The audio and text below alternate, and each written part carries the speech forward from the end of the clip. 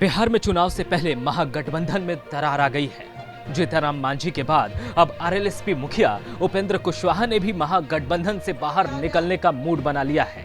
Party कार्यकर्ताओं की बैठक में कुशवाहा ने खुलेआम कहा कि तेजस्वी यादव में नीतीश कुमार का मुकाबला करने की क्षमता नहीं है। महागठबंधन का गणित समझा रहे हैं हमारे डिप्टी एडिटर संजीव त्रिवेदी। अब बात महागठबंधन के गुणागणित और आंकड़ों की कर लेते हैं। महागठबंधन पर सबों की नजरें इसीलिए हैं क्योंकि पिछली दफा महागठबंधन में आरजेडी और जेडीयू दोनों साथ साथ थे। इस बार दोनों एक दूसरे के प्रतिद्वंदी के तौर पर हैं। राष्ट्रीय जनता दल महागठबंधन इस बार भी लीड कर रही है, लेकिन जनता दल यूनाइटेड एनडीए में है। तो साथ में कौन है? कांग्रेस तो है, हालांकि उसके साथ अभी तक पूरी तरह से बात नहीं बनी है, लेकिन जो छोटे दल थे वो नदारद नजर आते हैं। हाँ, वामपंथ जरूर महागठबंधन में है। अब पिछली दफा जो आंकड़े आए थे महागठबंधन के पास, बात उनकी कर लेते हैं। आरजेडी 101 सीटों पर लड़ी थी और उसने 80 सीटें जीती थी, यानी कि जो स्ट्राइक रेट था वो जबरदस्त था। वोट परसेंटेज 18.35 उन्हें मिले थे। जनता दल यूनाइटेड भी 101 सीटों पर लड़ी थी और उन्हें मिले थे 71 सीटें, यानी कि स्ट्राइक रेट उनका जनता दल यूनाइटेड से कम था और जो वोट परसेंटेज उनका था वो था 14.8, यानी कि वोट भी उन्हें आरजेडी से कम मिले थे। अब कांग्रेस की बात कर लेते हैं। कांग्रेस बहुत बढ़िया प्रदर्शन माना जाता है कि पिछली बार उसने किया था, क्योंकि 41 सीटों पर लड़ी थी और 27 सीटें उसने जीत ली थी। बेहतरीन स्ट्राइक रेट और उन्हें वोट परसेंटेज मिली थी 6.6, यानी कि तीनों ने मिला करके जितनी सीटें जीती थी वो महागठबंधन को सत्ता में लाने के लिए काफ़ी थी। हाँ, ये बात ज़रूर था कि ये सरकार बहुत ज़्यादा दिन तक नहीं चल पाई, लेकिन इसने एक तरह से ये ज़रूर बता दिया कि जो वोटों का गणित वहां पर है वो इन तीनों दलों के फेवर में है।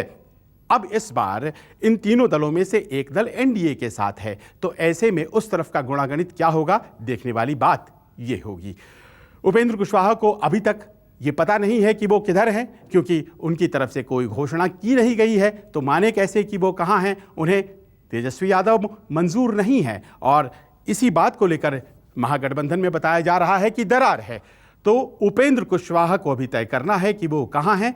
दूसरी तरफ मांझी जी, उन्होंने तय कर लिया है। उन्होंने कुशवाहा की तरह तेजस्वी को ना कह दिया है और वो आ गए हैं एनडीए की तरफ। लेकिन वो तो आ गए हैं, कुशवाहा जी अभी तक आए हैं या नहीं आए हैं इस बारे में नहीं कहा जा सकता है। मुकेश साहनी की बात कर लें, वीआईपी पार्टी जो है, अब उन्हें चाहिए डिप्टी सीएम की कुर्सी।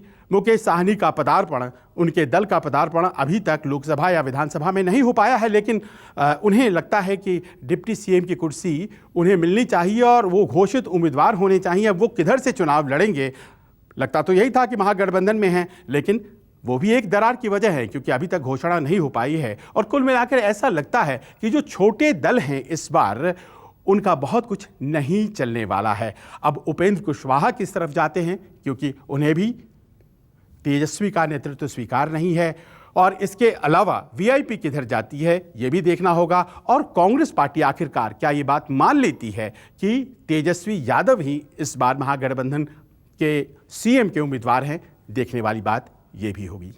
नमस्कार, मैं हूं मानक गुप्ता।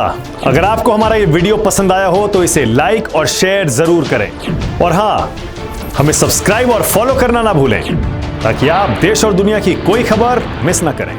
चाहे कोई ब्रेकिंग न्यूज हो या कोरोना वायरस से जुड़ी कोई भी अपडेट, पॉलिटिक्स हो या आपकी जेब से जुड़ी कोई खबर, इलेक्शन की कोई न्यूज हो, कोई कंट्रोवर्सी हो या फिर कोई वायरल वीडियो, सब कुछ मिलेगा न्यूज़ 24 पर। तो जुड़े रहिए हमारे साथ और देखते रहिए न्यूज़ 24।